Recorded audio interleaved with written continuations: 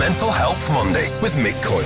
Radio City Talk. It's Mental Health Monday from Radio City Talk for a Monday. We're mid-February in 2020 and we've got a really important conversation to have. We're going to be joined by the members of a junior rugby league football club who are, well, doing great work when it comes to mental health and an enveloping around the State of Mind, which is a wonderful series of events, weekends, training programs, 1,000,001 different things, which over the last decade or so has expanded way beyond the sport of rugby league. And of course, when we have community football clubs, community rugby league clubs, cricket clubs, they connect and they touch on so many different aspects of society, which is why it's brilliant when these organisations come on board with the mental health side of things, that they're able to spread their message through things like Mental Health Monday. So let's say hello to the team today. We've got Emma Springford on the programme. Emma, great to see you. How are you? I'm fine, thank you. We've got Cathy Owen on the programme as well. Cathy, great to see you. How are you? I'm great, thank you. And Dr. Phil's with us as well from State of Mind. Dr. Phil Cooper, great to see you as well. How are you? I'm really good, Mick, thanks. Now, Cathy, I'm going to start with you. Now, Cathy's a teacher, so she's going to be great with the old public speaking. Cathy, great to see you. You're a parent of those involved in the club. Just tell us about these, I mean, within communities, the sports clubs.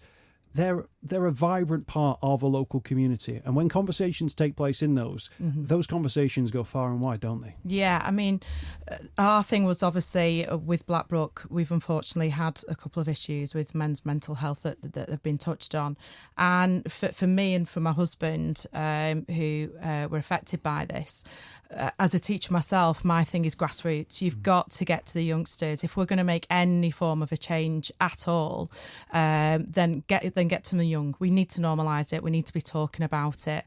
And I and my husband went to Blackbrook with this idea of workshops and talking to the boys about positive mental health. And hopefully by doing that, we can hopefully make a change going forward for future generations. And State of Mind got involved, and we're so happy for them to be doing so. So we're talking about the Blackbrook Royals Junior Rugby League Football Club based in St Helens. Now, when you look at the statistics for suicide figures, particularly in that part of Knowsley, St Helens, the numbers, they're significantly higher, even than the area around it as well. So this is something which, it's something which we're going to have to deal with as a society. Yeah, I mean, I think from when I've spoken to Phil and other people, St Helens is the 5th worst place in Britain for male suicide.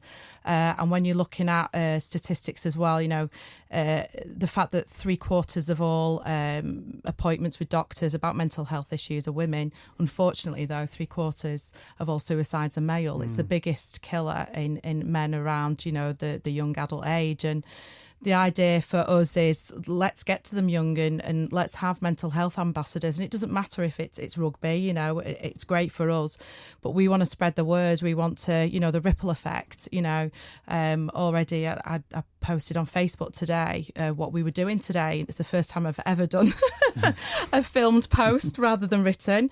But, if it's a cricket team, if it's a football team, if it's arts, this idea of mental health ambassadors.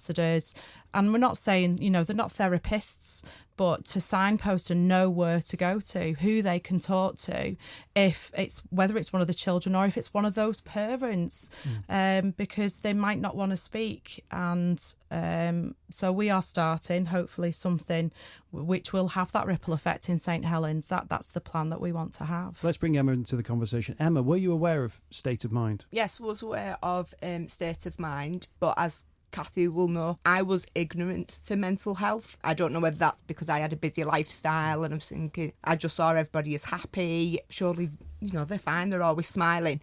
And it's only with Cathy and Paul approaching the club and speaking about their own experiences, I've become more educated. So every day I'm being educated on mental health.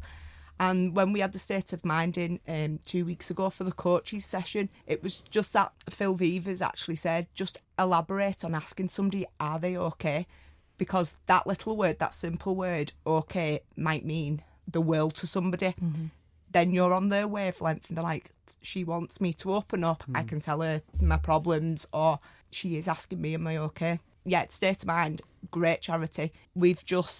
I've just spoke to Phil prior to coming on to ask, could we have the State of Mind logo on our shirt for the under-11s this season? So Phil's kindly agreed. Thank you, Phil. Excellent stuff. And I think you mentioned Phil Vivers there. Now, this daft conversation people have about real blokes, don't show emotion.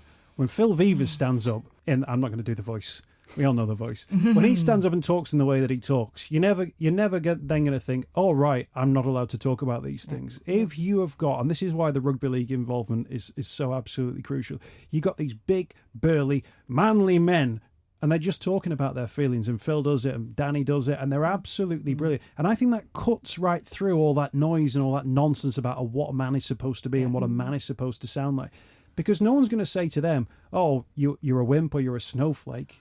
Because look at them. They've been putting their body on the line week in, week out. Physically, they're incredible. But, of course, they know the value of having a mind which can match the body as well.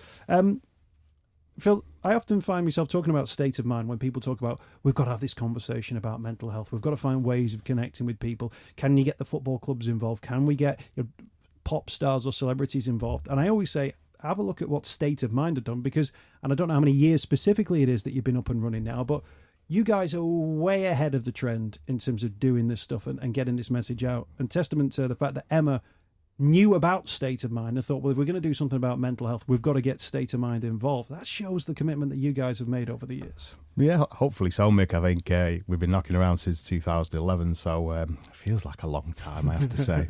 But yeah, I think what they're doing at Blackbrook's absolutely fantastic. I think getting to the young kids as early as possible. About half of mental health problems will start to be seen by people around about age 14. So anything you can do to manage the adversity that kids are going to go through day to day in school or prior to that or outside school, then anything that can be done in a sports club is fantastic from our point of view. It's an honour to be on your kits this year, so we're absolutely delighted for that today. So, anything that we can do to improve the mental fitness of young people and make sure that they can be mentally fitter throughout their life will hopefully allow them to deal with the ups and downs that they're going to experience. Now, we've spoken to you on the programme before. We've spoken to Danny Sculthorpe, Phil Vevers as well, and we've often spoken about the professionals who are in the game at the moment and how they might need to think about their mental health and mindfulness. And we've spoken as well, particularly with Danny in mind, about how a career might end and how you might move forward in your career. I don't think we've spoken about how you adapt and change the work that you do to be more suitable for an under 11s team, a team of 13-year-olds, of 14-year-olds. How are you able to make those changes? Okay, well, I mean, from a clinical point of view, obviously I work in the NHS as a nurse consultant, so we're mindful of all the different stats that are changing year on year. We know around younger people in terms of their common mental health problems that are going to develop from 16 to 24. We know prior to 14, mental health issues are going to start to begin to show. So we try and engage people on their level, really. We may manage the messages that we give to make them a little bit more subtle, a little bit more acceptable.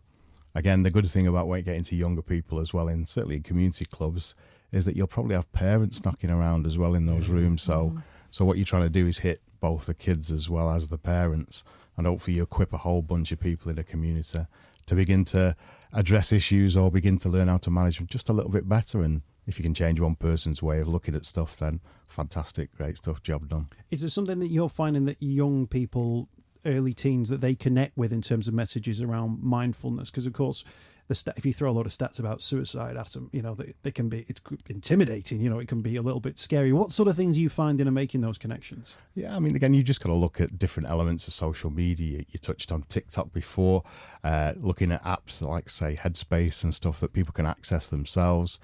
Younger people perhaps may communicate more via text or email rather than one-to-one, face-to-face sessions. So in the NHS, you're always thinking about how you're going to engage the next generation, because they're going to be massively different from my generation. The pressures I've experienced will have changed massively as an old geezer like myself. Is Phil Vevers on TikTok? I think he's on a countdown for something, but I'm not quite sure about TikTok. Cathy, you had the conversation just a couple of weeks ago. In terms of those sessions, what will they look like? Will it be like a classroom type thing? Will you try and do it on a rugby pitch where you've balls in hand and you teams against each other? Try and integrate it, if you like, into a training session. Well, the idea is that obviously it's very much as a session that will be held in the social club itself, and all the boys will be there together, all mixed together, and I think it'll be really good as well for the younger boys, of 11-year-old, to see the older boys there together, and it's the idea that it's a community, and I think that's the one word we keep coming back to, isn't it? It's a community. We've all got to look out for each other, and to know the signs. Even if they do this session now, it might be 10 years in the future where they have a friend who has some of those signposting symptoms, that they don't have good mental health at that point, and if that one person knows those signs, and can somehow help, that's what's important. Absolutely. And in terms of what you hope for, Emma, in the future, if we can consign these sort of suicide figures to the history books, that's going to be wonderful as well. But I guess the work that you do now, you'll never really know how it'll benefit the community and those young men. Hopefully it'll normalise conversations around mental health and they'll never find themselves going down that path. But you're empowering them with so much, incredible stuff, which they're going to take into their lives, be it from a rugby point of view, hopefully their families in the future, the conversations they'll have then with maybe their children, maybe with their relatives in the future as well. That's a really big step, and this is all coming from their local junior rugby league football club. Yeah, so long term, obviously we had the coaches state of mind session 2 weeks ago, and we've got the players one this coming Wednesday. Once that's done, our pay it forward is now coming together. So I'm in conversations with the junior secretary over at Yorkshire Juniors, who has signposted us to 3 possible teams that want to come on board.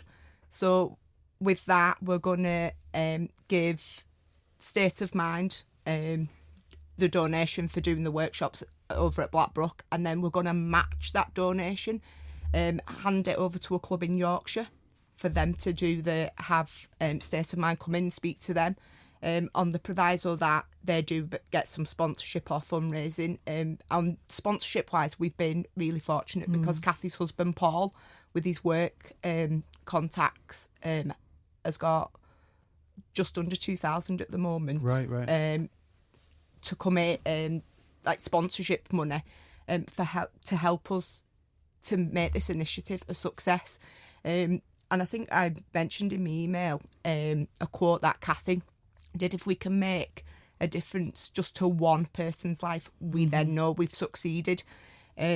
So hopefully within the next couple of weeks, we'll be arranging a trip over to Yorkshire to hand over our donation to them, and then they can get Phil and the guys, over to do a bit of the State of Mind sessions for a club over in Yorkshire, and then the idea is then the Yorkshire club will pass back to North West Counties club, and then so on and so on, and then the kids can see at Blackbrook where we started and where it's going. So the plan is to have like a big map put up in the club, and then every time a new club starts, we can pinpoint, and then eventually we can see where it's going. It's so brilliant that, because it also cuts through the, every other team's your rival, them across the M62, you got to be wary of them, and actually it just cuts through all of that and goes, look, we want to do something that might save either your life or the lives of somebody very close to you,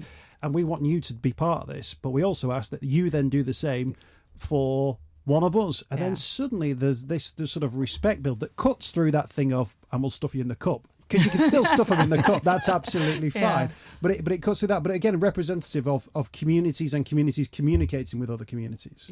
That's so important. And as I teach secondary school myself, and I've been teaching now 18 years, and the change in with teenagers, because of how far social media and everything has gone, the students who are now dealing with issues of anxiety and what they look like, and bullying issues and mental health issues, is really important. But still, it's very often I find the girls who are very more open to opening up about it than it is the lads there, you know. So it's really important, and it's important for the dads. You know, one thing we really try to get is that the men, the dads, come to these sessions with their lads, you know, because there might be a man there who needs that help, and it might be good for them. Or is it the fact of, you know, I've said dads need to open up to their sons. They need to say if they've had mental health issues, or, you know, if they've ever felt down. And this idea that boys do cry, you know, I always remember that song, Boys Don't Cry, and they do, and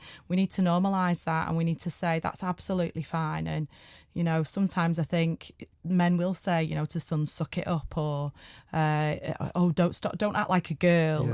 And, you know, these dads are the role models. So it's trying to, again, make them think about maybe what they say and how can we sort of normalise that. I mentioned this on the programme before, so forgive me. I was on a playground, and there was a little boy, and he was, you know, when kids are a little bit really whiny. Yeah. And he was playing on this thing, he was whining away, and my daughter was there. My daughter's she was 4 at the time, she's 5 now, and she was playing away, but playing really nicely, and she was climbing. They were doing this climber, she was all the way up the top, all the way up, all the way down. And this kid was whining and whining, and he went, "Oh, stop being such a girl." And I felt like saying to him, "Mate, look at my daughter there. She's climbing up there. She's not moaning. So whatever your problem is with your kid, it's probably you. It's got nothing to do with the gender. And don't be then pitching him against girls in the future because you're comparing him to one. Because the problem is obviously your communication with him. Oh, he's just tired. Give him a break."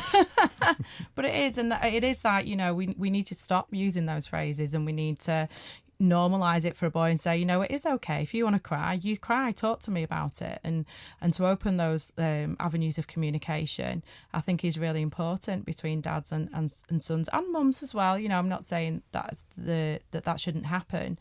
But certainly if we start at this young age that we are, and we get boys used to talking about their feelings, you know, and they don't feel they're going to be stigmatised by that, then that's really important. And if we can do that, if we can save one person's life, then we'll have made an absolute difference. Am I right in saying, Phil, that other sports have taken on state of mind now? They've looked at the work you've done in rugby league, and they've gone, we can turn that into our tennis players or cricket players, whoever it would be. Yeah, absolutely. I mean, again, if you like Premier League football, despite the break at the moment, you'll have seen the Heads Up campaign that's been spearheaded by the Duke of Cambridge, Prince William, which is fantastic. So I saw players running around the pitch in their T-shirts, even yesterday, I think it was. So yeah, fantastic. I think any sport that wants to sort of publicise and help people's mental fitness, absolutely bang on, love it. I think it's great. I've always envisaged it would be fantastic if Premier League football would get involved and do stuff, and they are, to their credit. So you're nearly 10 years on from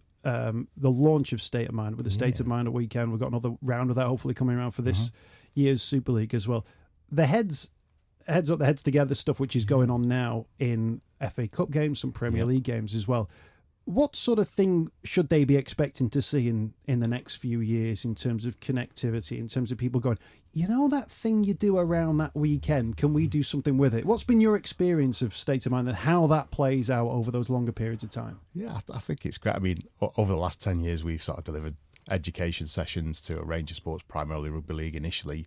It's over like 80,000 people now, which obviously that makes me shake my head when I think about it. But again, we've done sessions in rugby union. We've been over to Ireland in Gaelic football and hurling, cricket, everywhere really. We've been. I think clubbing in the Welsh League are actually going to have a themed match on Easter Saturday at Conway Borough. I'm not sure if they'll be listening today, but hey, no worries. And the North West Counties Football League have us as their charity partner at the moment. So for us, I mean, rugby league's my sport, it's great sport ever, but any sport's great. You'll have those communities in every sport. You know, schools where Cathy works, you'll have people who are playing sport all the time. So sport has a link with lots of different boys and girls at different ages and different levels. We've just pioneered a squad goals drama based around sport and a young lad getting injured, but that's just the backdrop to look at all those issues around social media that we were talking about earlier on. So squad goals is great. It's about to tour again. I think it's back in Warrington, then off to Preston, I think, very shortly. So again, Blackbrook Royals are doing what we aspire to do. So we want to get to every community club in rugby league, doesn't matter whether it's rugby league or rugby union, and want to train the players, also want to train coaches and give them free mental health first aid training, because I mean, we make money out of commercial sessions, but we plough that back into, as a charity, to do sessions in community clubs and schools and colleges, universities, because that's where we see a big issues with lots of people. So. Can I ask you about that? Because obviously Blackbrook invited you in because of a circumstance they found within, members of the club and their close proximity. And you guys can react through state of mind to go in and go, well, we can do something about it. But from what you just described there, you're talking about proactive work. You're talking about trying to get to people before they've experienced a terrible tragedy, maybe within their communities, trying to make those connections. Do people respond differently in those two different things? Because if it's reactive, it focuses the mind, that sharpens the mind. But if it's proactive, you've got to almost explain to people why it's important that they listen to that. Does that make the response different? It can do from time to time. So for example, when you're working alongside different sports, so you've got like pioneering clubs like Blackbrook Royals, to sort of give you a nice little plug there, sort of thing. But when you work alongside clubs who want to get involved and do stuff, that's fantastic. However, because State of Mind in Rugby League's been around for quite a while, the concept of mental fitness, which has been adapted all over the place, which is great now, means that you can think around not just your physical fitness that sports clubs will do, but if you want those clubs to be successful and win, mental fitness is the priority. You speak to any elite athlete and they'll talk about what's between their ears is the crucial bit for them to win or lose games or championships. And that's massively important, and especially for young lads who'll think, if I want to be a professional footballer or whatever, then they'll take that message on board. Well, can I ask you about that, Emma and Cathy, in terms of those conversations about young people? I don't know, when I was a kid, it was always, if you're not good enough, if you're not tall enough, then you're not being in the team and it's not happening. Is Phil right when he says actually now there's a greater focus on the mental side of things, that young people have got to be minded to succeed? They've got to be aware of the challenges that they'll come up against, the pitfalls of failure, the pitfalls of, a terrible injury that will rule them out, maybe of an entire career. These are all things that might be coming their way. Are they ready to embrace that challenge, do you think? I know as a teacher myself, one thing I've over the years I've had a few ex-students. I think Stefan Marsh was probably the biggest one who went to play for Widnes, and always with students, saying your career will not be forever. You've got to be prepared. You've got to have that mental fitness. You've got to know what are you going to do beyond that. Are you going to be prepared for that? And I think that's really important for them to know about. Really, there was an interesting article on Sky Sports website at the weekend around, is well-being more important than tactics in sport? Right. So people talking about the impact of actually being mentally fit and having your players mentally fit, settled in if they're coming from abroad, looking after families, a whole range of different stuff that's crucial. Yeah, absolutely. We always try to factor that in, don't we? Particularly football clubs. If you buy a load of players for 100 million quid and throw them in and they're rubbish, and they don't play as a team, and people go, well, we've spent the money. Why have we not got a good team? And then you find out that they don't eat together, they don't, they never commute together, they don't have conversations together, they all speak different languages, and it goes, well, of course, that's not the physical side of the game. That's about something that's a little bit different. It's the dynamics, isn't it? It's how we all socialise, and it's how we interact with each other, and it's about respect for each other. And these are all the things that are really important, and we do have that down at Blackbrook. We definitely have a community there that do talk, and that's what's important. And all the kids know that they're a team, and they're treated as a team, and they're treated with respect. And now each team has an ambassador that goes to put their view forward to the committee.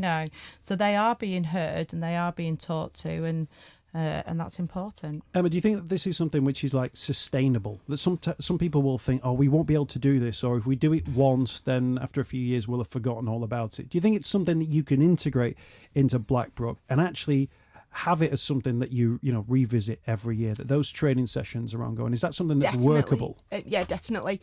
Once the kids session on Wednesday is over and the Pay It Forwards initiatives up and running, what we are looking at, because Blackbrook Royals, we start at age 4, which is like our cubs, and then it runs through straight to under 16s. So the Wednesday sessions from under 11s to under 16s, but we want to look at the kids at the younger end, so from cubs up to under 10s. And I was discussing with Paul Owen, Cathy's husband, and Paul Levick, our club chair, about looking at something for the younger age. Is maybe like a fun afternoon, so it's more about the well-being and just making it a fun day, so the younger age groups aren't missing out. Are you up against? I don't want you to drop anyone in it, but there will be people involved in community sport who will still be obsessed with the winning, and the competitive parents and that are going, look, it doesn't matter what our kids are like, it's as long as they win, as long as the try goes over the line on the match day, that's it. As long as we're in charge when the hooter sounds, that's us done. But you're talking about something that's a little bit bigger than that. You're talking about, empowering your kids to be ready no matter what, whether it's related to a rugby league game or whether it's related to something in life now or in the future. Are people going to be mindful enough to be able to see past that? I mean, my partner is Tom's coach, so he's had like the under-11 since they were 4, and he's always said to them, it's not about winning, it's about going out and having fun. And we do come up against teams that you'll hear the parents, come on, you've got to get one over on Blackbrook and got to make sure we win in this, that and the other. However, especially from under-11s downwards, it is all about having fun and playing with your mates. I know once we get to under-12s, you get some cup rounds then, so then you're in it to win it.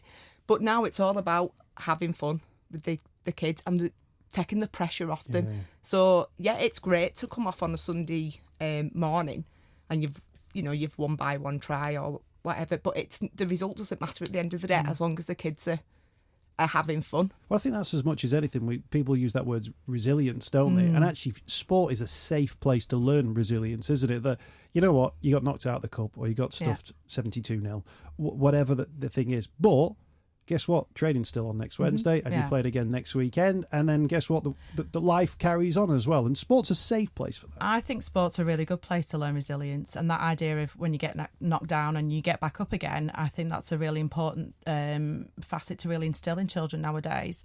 Because very often some children do get things on a plate. And you speak to some kids and, what do you want to be when you grow up? I'm going to be this, I'm going to be that. Normally now it's a YouTuber or something like that, or a TikTok star. But being resilient, it's not always going to happen. And when you get knocked down, how do you get back up again? How are you resilient? How do you keep yourself positive and on a good mental playing field, I think is really important. No, absolutely as well. In terms of this one, Phil, this is obviously keeping you very busy. Okay, and continues to do so as well. How much of your time is now taken up with State of Mind? I have to be careful in case my bosses are listening. But only joking, obviously, Simon. Obviously, a lot of my spare time is taken up. Again, as the charity sort of progressed and there's more people involved, then I don't have to be the treasurer. I don't have to do everything that I used to do, secretary and stuff. So pressure in that sort of respect are sort of reduced for myself, which is great. Obviously, I've got to look after my own mental fitness, flipping heck if I don't.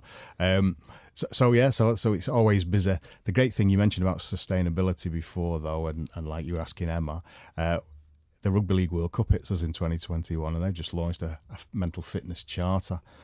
So they're planning to run workshops again around mental fitness for about 8,000 young players. So it's a massive sort of endeavour that they're going to try and do. And again, with players, and obviously games are going to be played, obviously in Merseyside. So keep your eyes out for that, really. Absolutely. Well, that'll keep you certainly busy. Just 8,000. Just 8,000. A bit of a big piece of cake.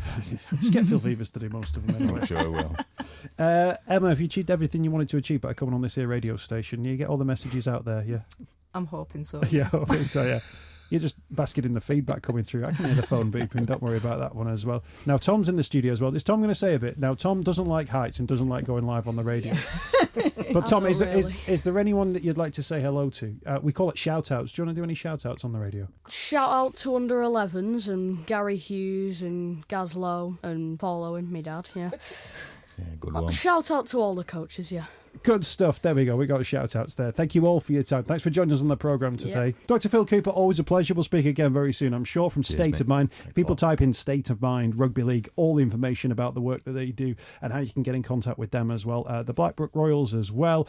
Emma and Cathy, thank you for joining us on the programme too. Thank you very It's much. Mental Health Monday from Radio City Talk. Don't forget, you can find mental health services close to you. Wherever your postcode is, you can type it into the Hub of Hope, hubofhope.co.uk. That will make connections with local organisations that do wonderful work from a mental health point of view. hubofhope.co.uk. There's also an app which uses the location on your device to find those services for you. I'd urge you to check that out. hubofhope.co.uk. Mental Health Monday from Radio City Talk. Mental Health Monday with Mick Coyle. Radio City Talk.